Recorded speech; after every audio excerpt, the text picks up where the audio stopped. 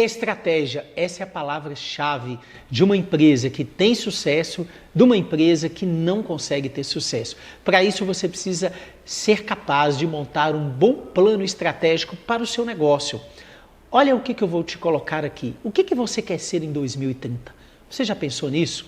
Porque muitas vezes a mentalidade do empresário é, não, está longe demais 2030, eu não preciso pensar nisso, eu preciso pensar agora, no final do ano, eu preciso pensar no máximo no ano que vem. E muitos nem pensam no ano que vem. E eu digo para você, será que essa atitude sua está correta? Porque você pode estar correndo atrás para sobreviver, você pode estar correndo atrás para manter, ou você pode correr atrás para crescer de forma sustentável. A mentalidade estratégica vai fazer com que você saia da sobrevivência, de apenas buscar pagar as contas, de preocupar com aqui e agora, e começar a ter uma mentalidade estratégica para crescer de forma sustentável. É sobre isso que eu quero te convidar a te ajudar a como montar um bom planejamento estratégico. Fica comigo, sou Gregório Ventura. O que eu quero ser em 2030? Essa é a pergunta que eu quero trazer para você. Tudo começa na montagem da sua estratégia, do seu plano estratégico. Quando você pensa assim, você começa a raciocinar a sua visão de longo prazo. Porque 2030 logo vai chegar. E aí, se você não trabalhar para você tomar decisões agora, executar de maneira correta, tomar decisões e fazer escolhas estratégicas fundamental para o seu negócio agora, em 2030 corre o risco ou de você ficar para trás ou você está apenas mantendo o seu status quo.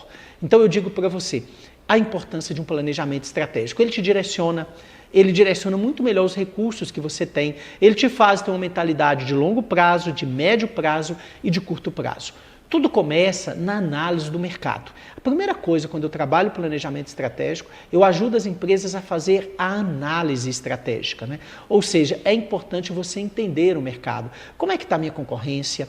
Né? Quais são os pontos fortes e fracos da minha concorrência? O meu segmento está crescendo quanto? Quais são as perspectivas para os próximos anos, né? Aí eu vou analisando cenários, e aí eu trabalho com 3 cenários, né? Ou seja, cenário de pessimista, que aquele cenário, se as coisas não forem boas, como que eu vou agir nesse cenário? O cenário realista, que é aquele cenário pé no chão, que é aquilo que é mais tendente a acontecer. Mas e se acontecer o cenário otimista? Se houver uma grande demanda, por exemplo, do seu produto? E aí eu vou te dizer uma coisa muito importante, onde que as empresas às vezes cometem alguns erros.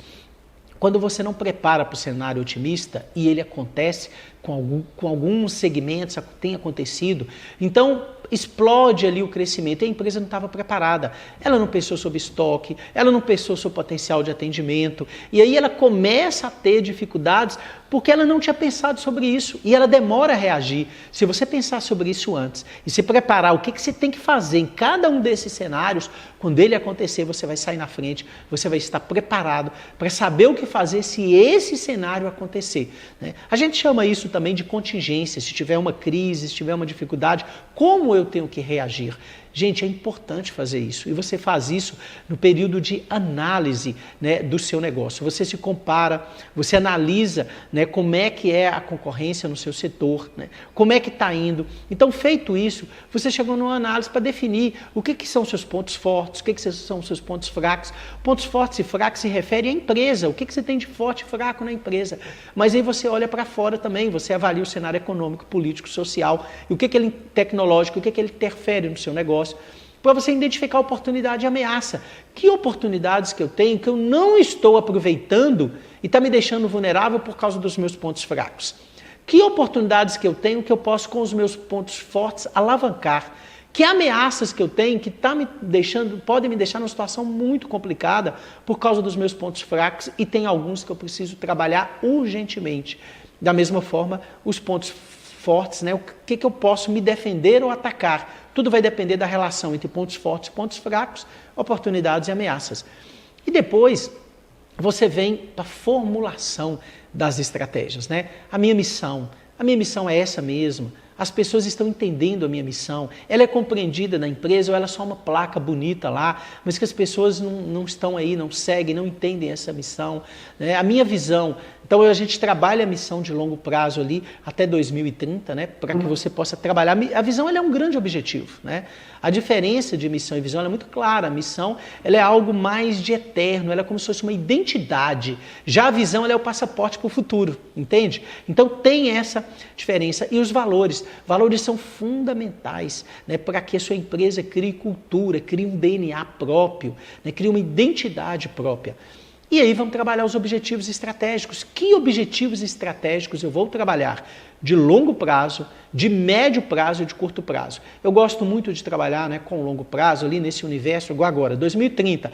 Vamos montar o planejamento 2026, 2030. Né? Então, o longo prazo. O médio prazo, né, vamos falar ali, né, a partir de um ano, né, ali 2, 3 anos, né? E curto prazo, né, em até um ano, seria o ano de 2026. E ali a gente vai trabalhando meta a meta, porque você tem as metas, os objetivos gerais e você tem as estratégias gerais. E aí você vai compreendendo, né, objetivos e estratégias gerais. Mas você tem que definir os indicadores.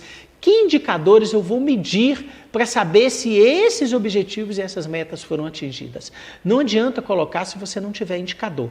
Agora, mais do que isso, aí você fez as gerais. Você vai para o setor. Cada setor, né, da sua empresa, você divide esses setores e trabalha objetivos para cada setor e estratégias a cada setor ligadas às grandes estratégias do negócio. Tá? E aí você vai estabelecendo suas metas por área, por setor, para atingir esses objetivos. Agora, gente, tudo isso tem que virar plano de ação. Você pode usar uma metodologia como 5W2H, que é um plano de ação muito simples, né? Mas muito eficaz, que mostra ali o que fazer, como fazer, né?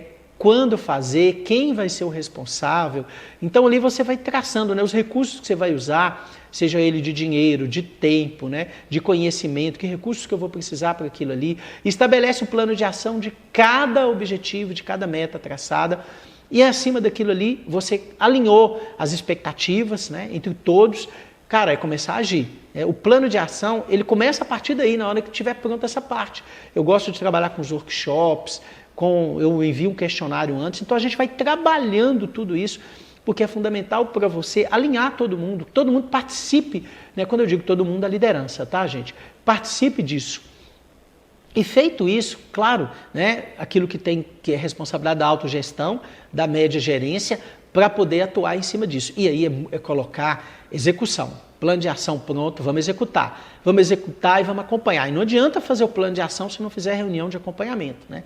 É reunião para monitorar esse planejamento estratégico, né? Você tem que ter as reuniões, né, ali anuais, você tem que ter as reuniões semestrais, as reuniões semestrais, trimestrais e mensais do planejamento estratégico.